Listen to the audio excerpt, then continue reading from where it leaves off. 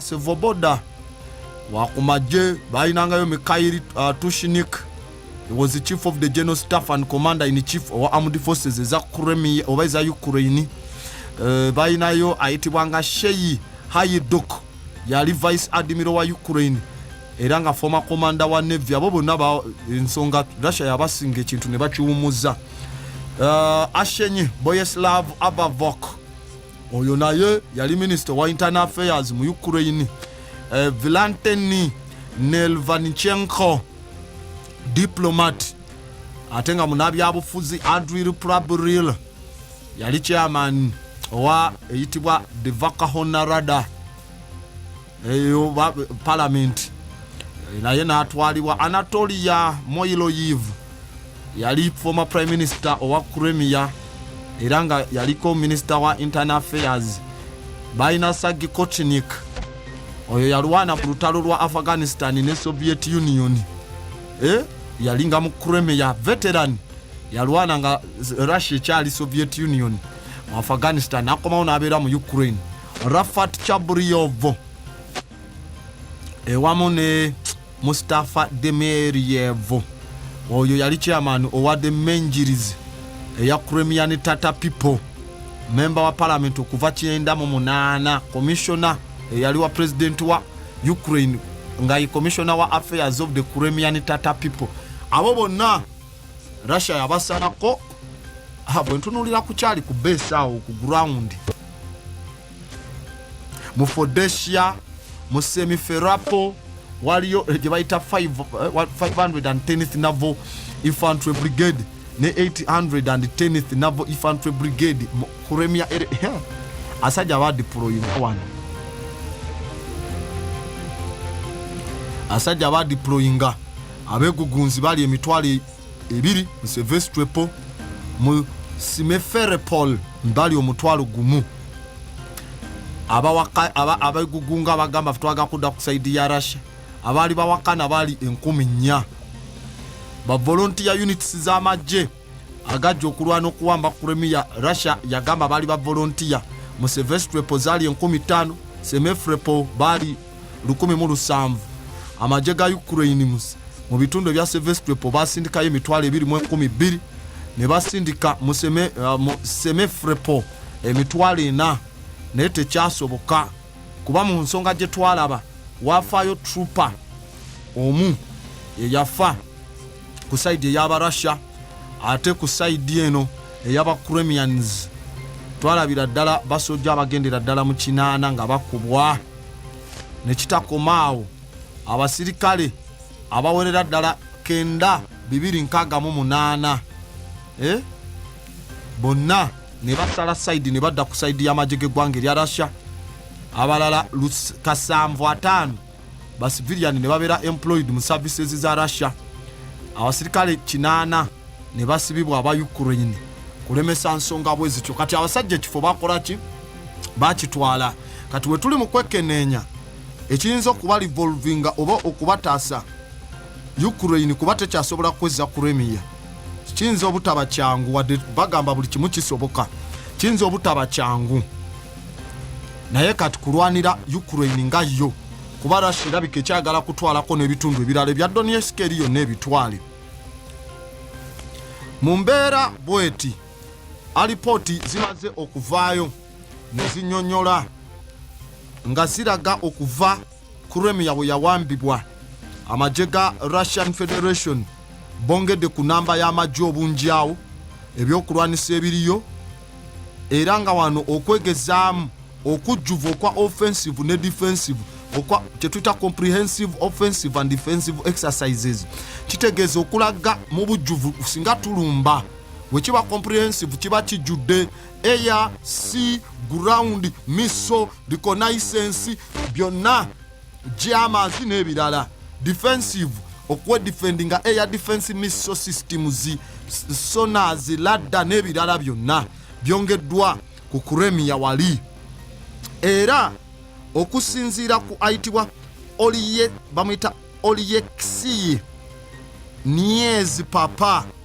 Oleksiy Niez Papa oyo nonga yo commander owa naval forces majje g'okunyanja aga eggwanga erya Ukraine avuddeyo n'ategeeza mu myaka egiyiseewo 7 combat strength ey'amaato g'okunyanja waggulu surface ship ne submarine ez'abarasha mu Black Sea Fleet beeyongedde kati ebitundu 45 ku 100 okuva we baawambirawo bongeddeko ebitundu ebirala 45 ku 100 era kati nga enamba eriyo eya units ziri units 58 maato submarine destroyers ezo covert biki ne jama kyokka ga maato aga Black Sea Fleet 58 getulaba kuno kwe kuli ne ziri cruise missile eziyitibwa Caliber cruise missile za tabu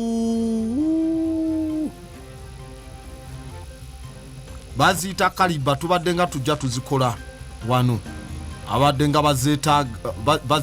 abadde nga bagoberera programu yaffe muzimanyi zetwogerako kati ezo nazo bataddeyo system zizaazo 13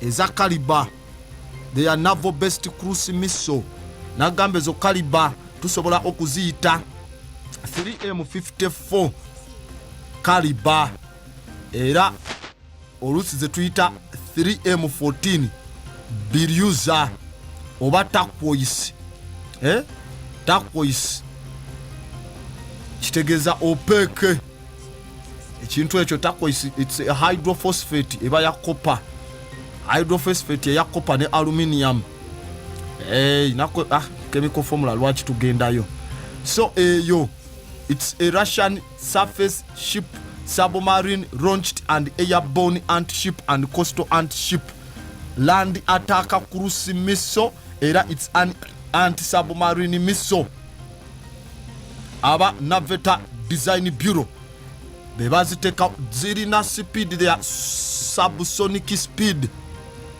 bozitunulira zagala faanana Tomahawk buli emu ezitowera ddala kilograms 23,000 twazirabako mu lutalo lwa Syria 23,000 warhead ezitowa kilograms 5 era eina zibaluka by thermal nuclear esobola okukozesa thermal nuclear bazitaddeko fused oba weapons oba hydrogen bomb nekozesa nuclear weapon ezetabu wetugamba thermal nuclear weapon oba fusion weapon oba hydrogen bomb eyo second generation eya nuclear weapon design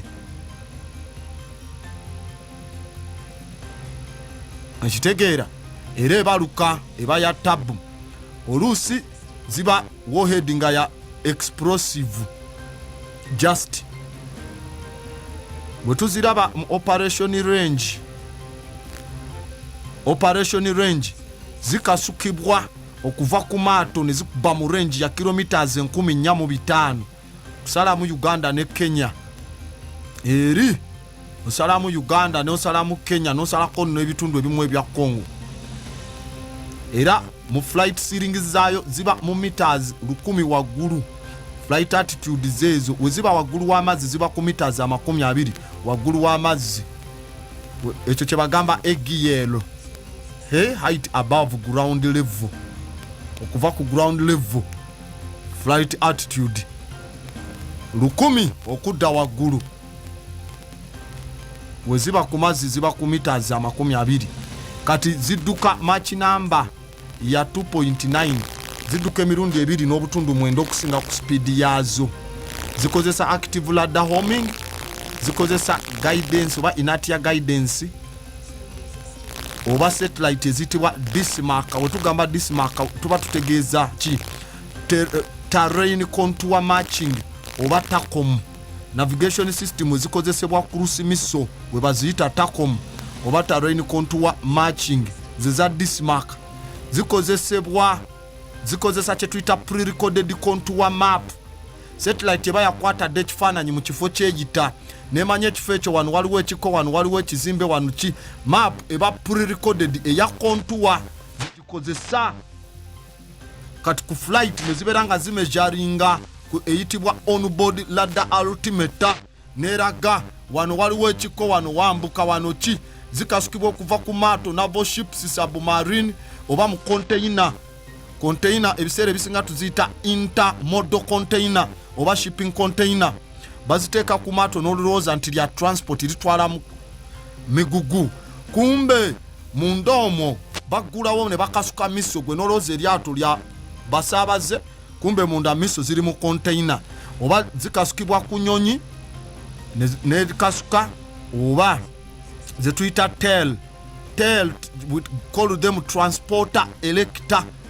launcher eyeba miso vehicle ena integrated prime mover yesitula ne elevating firing positions eyo gye bayise prime mover oba integrated newanika nekasuka miso kati osobola zikasukira kwezo transporter elector launchers zezimu kuzetulaba wano era wano waliwo n'amaato amalala ekika ekiyitibwa Galliavoron era lino lyerimu ku carriers ezisitula zikaliba cruise missile eryo nalyo pia balirese mu Black Sea kuremi yerimu kuba mulanga oba Ukraine era wetulaba sofa kati commander owa naval forces eza armed forces of Ukraine commander ayimanyikidwa nga Alexei Nieiz Papa agambye wetwogerera kati sofa balina missiles 8 mu Crimea balina missiles 8 zikuba mu range ate zisitula nuclear weapons mu range ya 25 24 range mpam 15 kuba zina variations ezikuba mu 15 balina ezikuba mu 15 waliwo ezikuba mu 12 waliwo ezikuba mu 6 bwezityo kati bebamanyize baba bagenda okuanirishinga singa embeera eba eyononese era no ngokongera ku nsonga eyo omukulu ono n'agamba enamba y'ennyonyi enwanyi ze bamaze okuteeka mu Crimea abarasha bali mu kudeployinga mu Crimea babalaka ki enamba yeyongeddemu emirundi 3 helicopter zekubizaamu emirundi 9 we are speaking now about luli waliwo helicopter 10 kati waliwo 9 helicopter 9 tanka kati waliwo units 40 units 40 muganda wange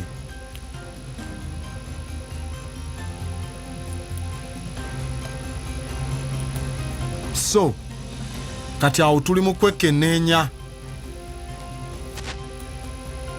lwaki bali mu kuteekawo lwaki bongerera ddala embeera za NATO mbeera zaki ezo zonna tuli mu kubanga tukola ki tuli mu kuzekenneenya kati okusinziira ku basajja bano balina engeri gye bagira tanka zaabwe unity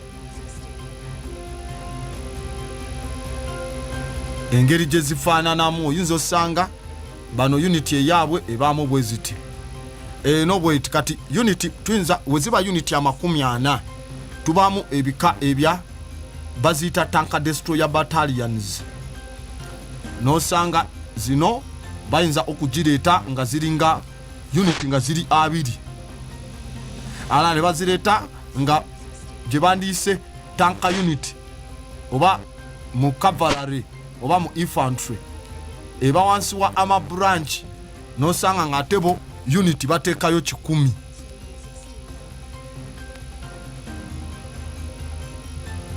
nosanga abalala kugamba amaje gayina formations zaabwe naye kati wetwogera ku basajja bano abarasha wetwogera ku unity awo manya tuli ku tanks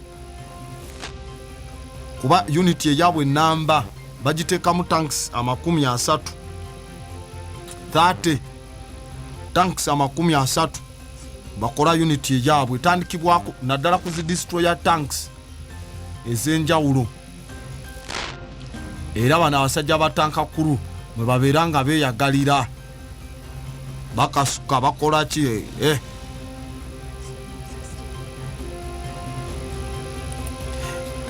mu butali mukomaawo emotoka eziri amadi armored combat vehicles zekubizaamu emirundi 6 tulaba kati emotoka eziri armored ziwera 17 170 ziri awo zonna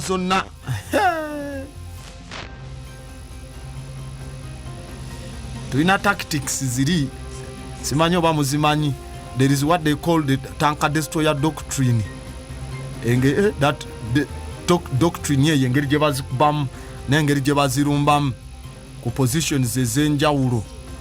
Nagamba bali abasajja balina ng'eyitibwanga Blitzkrieg style armored thrust. Eyo style yali abasajja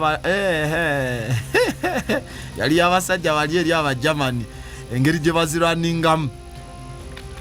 Formation zino waliyo tanka kurwe kabamba sasobola kuzekenenya bulungi tanka zali waleri kati gye bayita Blitzkrieg ye method eya warfare nga ataka spearheadinga offensive nga akozesa rapid overwhelming force concentration. Amadika motorized biki byasoosa mu maaso ne bijjanga bikuba olumala okuba byonna ne biyiwa mechanized infantry formations kasazigira oluvannyuma muba mukyetereza close air support neyingiramu weyingiramu ne bakuba kiba kigenderwa kya breakinga enemy lines oba defense lines mangu ate very fast and powerful attack. Then olumala no dislocating aba defenders okozesa speed ne surprise okubeetoloola ne air superiority. So that format bajita Blitzkrieg. The Blitzkrieg zezimu ku formats ez'okubaayo nga muvaayo ne mukuba system zino za tanka. Zezimu ku tactics nkugambye obukodyo bungi naye engeri gye saze wano kusomesa abatanka kuru tutumanyi. Then tumanyi kye tuyita shock and awe. That is called the shock and awe. Kuba oparalyzing omulabi n'endowooza ye perception ye ku battlefield oyonoone wiruye ey'okulwana. Eyo concept twagiraba doctrine eyo ayitibwa Alan K. Yuluma agezaako gitunyonyola tugita shock and awe. Tulina maneuver warfare ezo ku defeatinga mulabi nga you incapacitate okusalawo kwabwe oba shockinga noba disruptinga. Then there is armored warfare yeyokuleta tanka mechanized brigade zonna nozireta mu modern warfare noziyingiza nogamba aya tugenze to do what they call it a warfare armored warfare reset. Olumala okuba ab'ebigere ne bajjanga bawerekera kati waliwo eri gye bayita Venichin-Stagan Gandek. Venichin-Stagan Gandek, they call it annihilation concept. Eyo yali yaba Germany balumbiro ala edaye mabega mu biseera bya Frederick the Great. Nzibu tuyina mission type tactics, tuyina endala battle annihilation nayo eyitibwa Venichin-Stagan Chenshiriata. Eyo nayo ba opposing enemy entire yono ino jikuba ojijjawo yonna tosigaza muntu yenna abasigadde.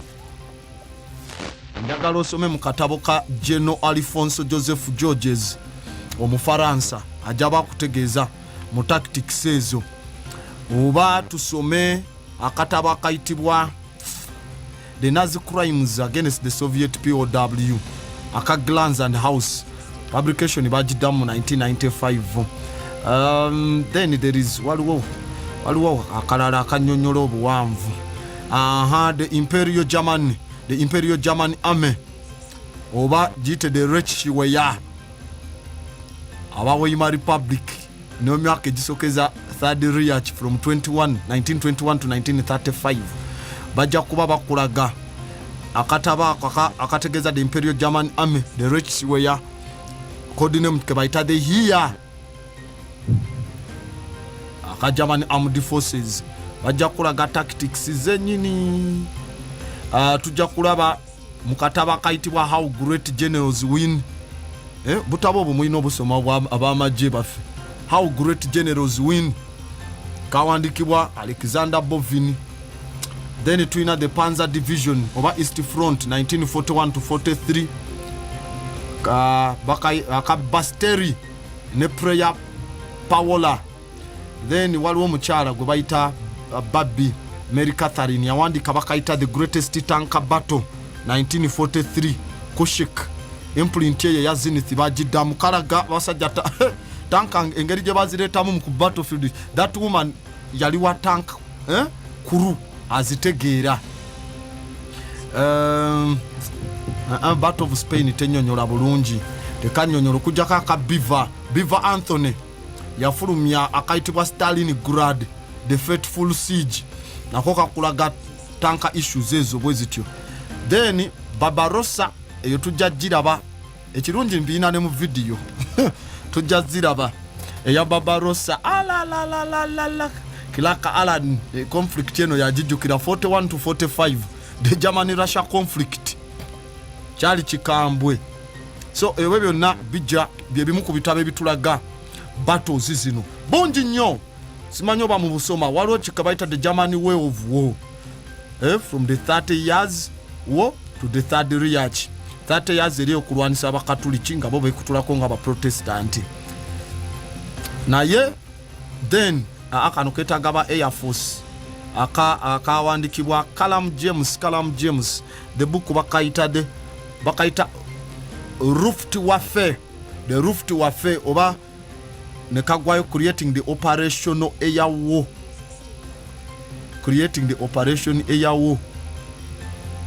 all of those bitabe bivayo ne bijanga bitu tunyonyola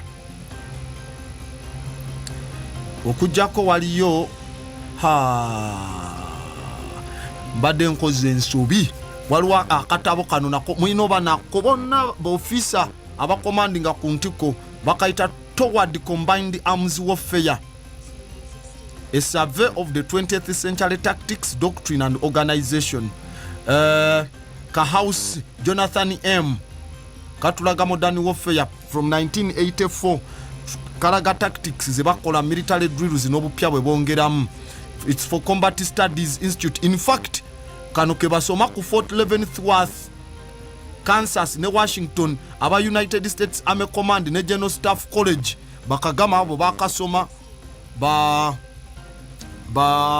galanga they read this book n'abamu ku officers bafewa nabagera Fort Leavenworth, Kansas. So that one is very important. Mulina obwetaaga munkola yemu wano wenyini mu Crimea Armored Combat Vehicles ziri mu 17, multiple rocket launcher systems ziri nazo 8, tuyina bongeddeko air defense system ne anti-ship defense systems ezikuba amaatu zona bamaze da ozideployinga mu Crimea wano. Abasajja abarasha amagye bagakubizaamu emirundi 3 kati basojja baliwo tuyinawo emitwalo 7 mu Crimea. Emitwalo 7 giswama kyawo. Commando one of forces za armed forces of Ukraine era navayo n'agamba enamba ya okwegezaamu okwokulumba okuba defensive kweyongeddeawo amagye ga Russia gekali mu kolaawo kweyongeredde ddala okamala. Bakola offensive ne defensive exercise. Offensive lumba okube, defensive wekume baleme kukuba. Era nga enamba eno eyongedde mu combat training activities okusinzira ku myaka egiyiseewo, era ng'eraga balina kye beetegeka, era nga bali mu kukikola mu bikolwa ebyo ebikola nga baketa nyonyi zaabwe zisooka ne ziketa mawanga ga NATO n'agali friend ne bakomawo. So ezo actions ze bayita in reconnaissance strike and reconnaissance fire complexes. Reconnaissance strike and reconnaissance fire complexes. Baketa olumala oketa ne ba strikinga ne balaba wawe tujja okuba wali ne wali we wali obunafu. Kati complexes bwe tulina okuyimirira tulina yimirira mu degrees zino ne wano tukube kiri tukube ne kiri tuba jeko. So those are reconnaissance strike and reconnaissance fire complexes. Era ku lw'ensonga ya Russian Federation ebitundu ebya Crimea bagifudde military base esinga okuba ey'amaanyi. Tetujja kwerabira amaato 11 aga Ukraine gonna gawambibwa Russia yagatwala ne support vessels 10 n'ebifo emyalo 11 egiri awo ku ebyamagye ebyandibaddeawo ebya Ukraine ne shipyards zonna workshop production associations. Oluvannyuma lwa Russia bwe yawamba Crimea byonna ebyaliwo kubanga ne zino zi Soviet republics we zakutukwa ku Russia basigaza byonna ebyokulwanisa Russia bye yayina ebyali mu bitundu ebyo mu Soviet Union. Kati nabo bagamba tutwala buki butwazi. Era bye bibuzo ebibadde bibuuzibwa nga foreign minister wa Ukraine ayitibwa Dmytro Kaluba ali eri awandika ategeeza NATO lwaki Ukraine teri mu NATO up to now kumpi myaka 13 basaba they are not in NATO. Lwaki temutuyingiza fene Georgia twagala membership kubanga kati Russia eraba anytime Ukraine weyingira NATO ne Georgia Russia baba ensalosalo zayo zonna baba breachinze air defense system kati baba balina ziteeka ku border wenyini nga tebakkiriza ndozo bosi tukamugwanga lyo ng'otunudde mu Russia baba bajja kuba kati tulaba president wa Ukraine Vladimir Zelensky oluvanyuma lw'okuvaayo n'agamba agenda kubuuza president Joe Biden ekibuuzo. Joe Biden lwaki Ukraine teri mu NATO? Era president Zelensky ow'eggwanga erya Ukraine ekibuuzo kye kigeneratinze debate ey'enjawulo. Ababuuza lwaki temutuyingiza mu NATO nga twasaba dda. Era n'agamba bannamawulire n'abantu badde bambuuza lwaki Ukraine teri mu NATO. N'agamba ekibuuzo kino nkizeemu emirundi 3 ogwokuna n'endaba kigenda kusatisfyinga kitya abantu. Olwaleero Ukraine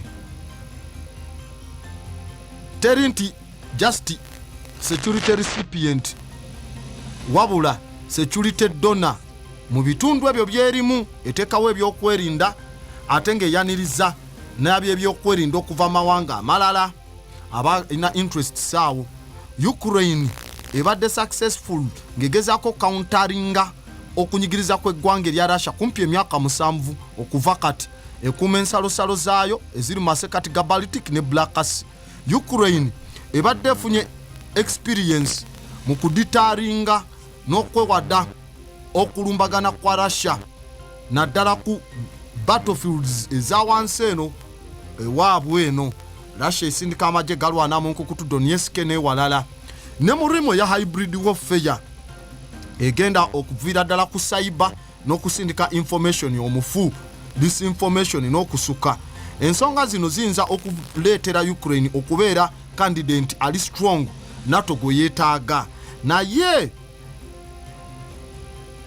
ekibuuzo ekiriwo kyekyo Zelensky kyabuuza lwaki.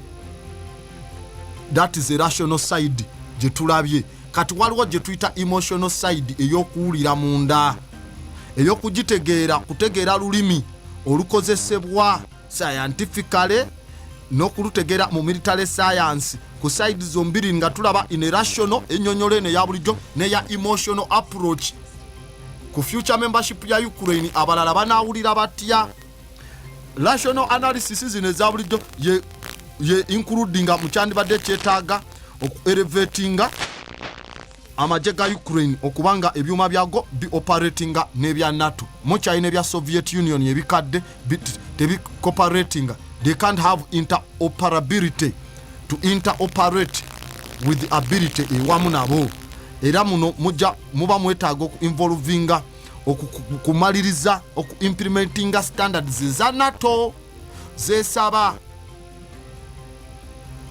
Era nga kyebalina otandika nakyo ze bayita okugaziya mu nkola eya Euro-Atlantic reforms Ukraine eno okukyuka jukira boogera Russia kati ate bafune mu NATO mulimu bali aba NATO abagamba abasajja ojja baleeta nga Russia yabali recruiting ne bayingira mu ggwanga lya Ukraine nga gye bali mu Air Force obateeke mu NATO bayingire mu nnyonyi za NATO ba information yonna bagiwa aba Russia baleme koma okubayinza n'okutomeza ennyonyi zino ne bakuba ne base ne bakola mutiny kati ebyo byonna bikyakyalenjinga list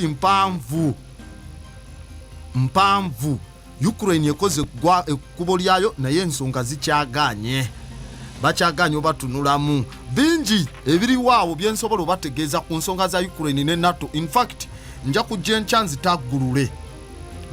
enkya nzitaggulule nzibamalireyo tubeere nga tuziraba wa wezisobodde okuba nga zituuka. Bwe tutuuka mu ggwanga erya Afghanistan eyo katuveeyo ensonga zibadde ate ndaba obudde bugenze tetujja zimalayo. Bwe tutuuka mu ggwanga erya Afghanistan wano amagye gamaze dda okuba abatalibani 10 bamaze dda okuba nga bakubibwa ne battibwa naye ojja kuwulira obuzibu babakubidde eri mukandaha abatalibani bagamba bawera bagenda kwesasuza lwaki amagye galumbye mu kuba bakubiddemu n'abaana abakatraininga ababatalibani myaka 15 magye ga Afghan National Defense and Security Forces gabakubye bana bafunye ensonjogo mu Baduru mu district ya Agadabo mu Kandahar province. Eyo operation yakoleddwa amagye ga Afghanistan nga bayambiddwako Air Force kukiriyalinga kitundu kya Babul okukijjamu ba insurgents abatalibani. Amasomero awo mu Babu gaggalwa ebbanga eddene olw'ensonga z'ebyokwerinda lumaze okuba abatalibani essomero kati bali gudde. Atalibani bagamba musaga tujja kwesasuza bakontrolinga kumpi bisatu 3/3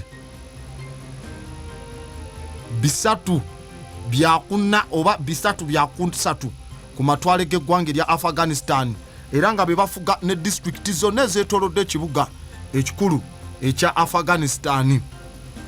Era bwe twekenneenya abakulu bano newankubadde wabaddengawo general support mu kukontrolinga ettaka abatalabani bakyeyongera okulemesa ebikwekweto byonna olukwe olw'okuteekawo democratic elections mu ggwanga lyabwe.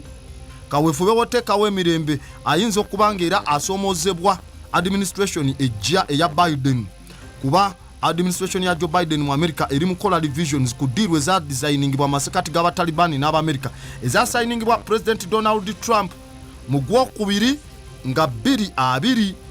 Atalibani baayika bakyusaamu mu lulimi endagaano ezo bandi bate bazigenderako bagambe na administration tebagimanyi era bwe baba bakubiddwa bakukola okwesasuza ate okwesasuza kwabwe baneekuba kulungi mu nkuba yaabwe kutwala obulamu bw'abantu naye enesasuza yaabwe bakuba ne balangira ekirungi kye balina kiri kimu bakulabula ne bagamba tujja kati gwe nodda mu kumantaala ne bawunzika nga era bazze era nga basobodde okukuba mu bitundu bye baba basobodde okuba nga bajja ne bakubamu. About is it true that if one breaks a mirror he or she gets bad luck? Nedda ebyo ziri mu mythology z'ew'abalala mostly the Japanese okubreakinga emira n'okulaba kapa eya black ng'ekamadaala ng'eva waggulu ezo ziri mu abo abagenda mu concept eya taoism. Okay, you are not a taoist. How far with the Aryanic document that were discovered? Did they overstand the mathematics?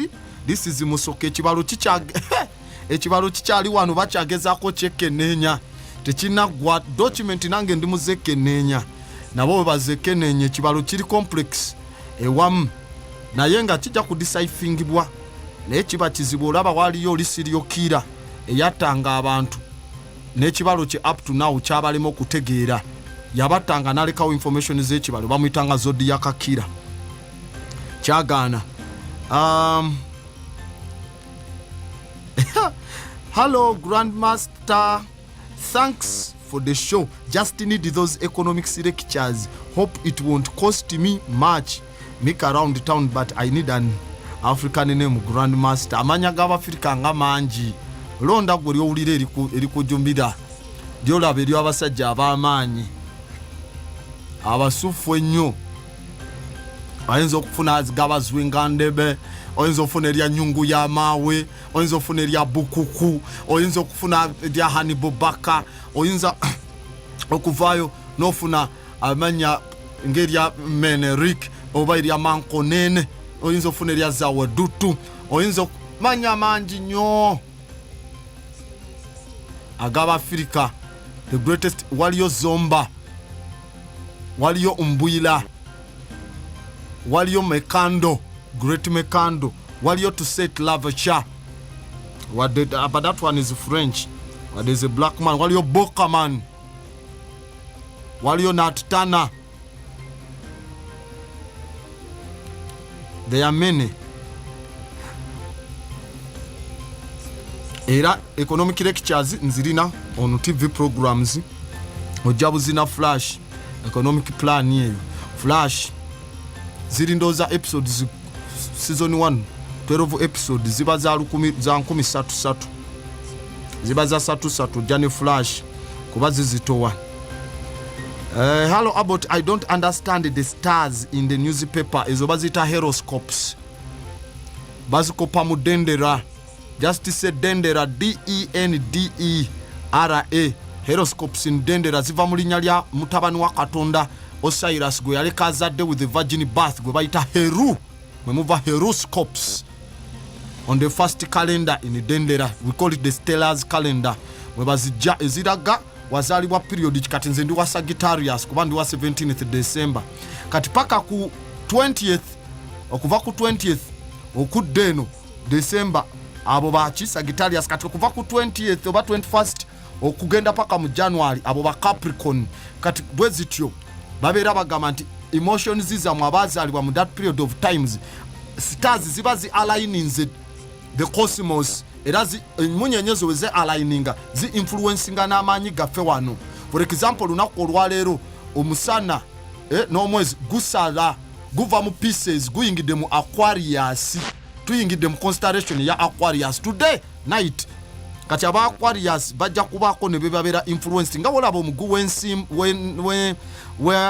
w'ensimbu eclipse omwezi we guboneka ne gukola kyengeri gye gumuyisa. Nabagamba abagwa ensimbu eddagala eririwo green tea kyayiwa enjaga yekka yagenda obataasa namwe abagina ebibuto ebyo ebinenenene ebyo ebijjudde oba kisi ebisavusavu yekka. It's the only medicine. Abensimbu ojja kulaba nga interval tokyazigwagwagwa bwotyo with the period of time kubanga eri mu genetics tulina kye tuyita insertion ne deletion. Kati no sense code katugambe UUU oba UCC eyandibadde ya valin kasitetuka no sense code ne kona you don't send any coordination information ku central nervous system blacking out ogenda mu nsimbu zo nga zikuba ogenda owunzika oba tomanyi na kyabaddewo because there was no coordination otuka no okanula maso obuzza kye kyabaddewo. So eddagala liri awo onagamba sagamba dagala liri awo.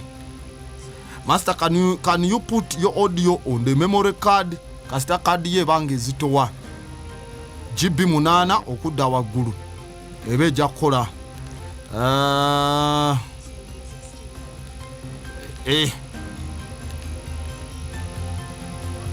Circumcision has any problem to humans.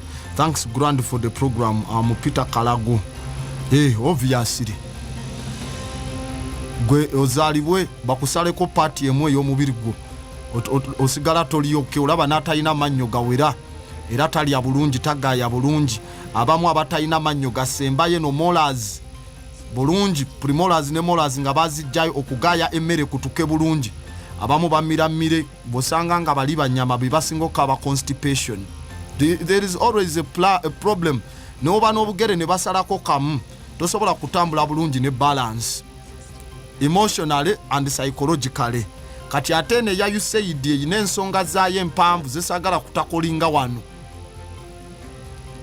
zetujja okutakolinga mu documentary Monday kuba ensonga ezimu eziri heve ennyo wano baba bajagamba programu nedda ezo naye kati wali teri atukwatako tubanga bali mu lukiiko ku project ate nga tusoma tulabako ojja kuwulira webale nnyo kutubangula na kutuuso nga bulijjo ono Shabani Skola ali mu front seat ali mu ntebe y'omu maaso omanyi abot oba abamajje balowooza nti okubeera ne mundu kyekitalo ennyo ne beerabira nti ne ssente ezizigula zaffe banansi banamawulire mpozi ekirala Papa Alusa zindabisa inakumbulira ku ddagala mukwano wendi mu kirasi nagamba funa amatoka mabisi gagayenga matoke minwenge 5 ne daily basis oba kamulali bumirenga obwengedde obulungi kamulali nga 8 bwe butyo kumacha n'olweggulo olelakisinge butuka n'owulira ng'obwokya mu lubuto buba buli mu kutaasa mu kukolako so in a period just kamulali oyo kyekikumalako just wiki 3 okubanga tugenda kuddamu kaaba so yembeera eyo muganda wange gyekwasaganye naddala abamajja abalina amaalo n'emmundu nze manyi area ze bavaamu baveeyo nga bamanyira okubeera n'enkoni nga bakuba abantu be balunda nabo ente gye zigize bakuba bamanyira okulwanisa abalunzi beeri n'abeeno n'enkoni bajja n'amaalo gaabwe mu magye mu kifo ky'enkoni ne babawa emmundu kati ne bazitwala ng'enkoni ne bakubanga bukubi abantu direct muwe batyo bemanyi abo be basinga amaalo mu nkola bwetyo Master, I want to teach myself martial arts at home. Is it possible? As paruta, yeah, kisoboka. Kastofuna manual. Oba guide books is a nyezo.